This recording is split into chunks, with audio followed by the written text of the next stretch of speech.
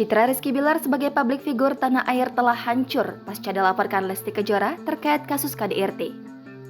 Bukan hanya citranya saja yang hancur, karir Bilar pun dianggap telah padam usai melakukan KDRT terhadap Lesti Kejora. Meski kasus KDRT tersebut berakhir damai, namun Rizky Bilar dan Lesti Kejora hingga kini masih menjadi bahan perguncingan netizen. Bahkan banyak netizen yang mengaku tak lagi respek terhadap Rizky Bilar. Namun, baru-baru ini Rizky Bilar terlihat kembali mengumbar janji kepada Lesti Kejora. Hal itu diketahui melalui postingan foto yang diunggah Rizky Bilar di akun Instagram pribadinya @rizkybilar pada Sabtu 17 Desember kemarin. Foto tersebut memperlihatkan Rizky Bilar bersama Lesti Kejora dan putra mereka, Abang L, tengah liburan di pantai. Dalam foto tersebut, Rizky Bilar dan Lesti Kejora tampak begitu asyik menuntun putra mereka berjalan di pesisir pantai.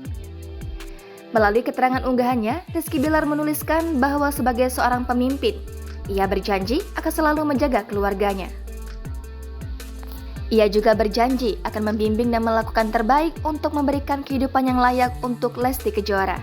Sahabat dan netizen yang melihat unggahan itu pun langsung ramai memberikan dukungan terhadap Rizky Bilar.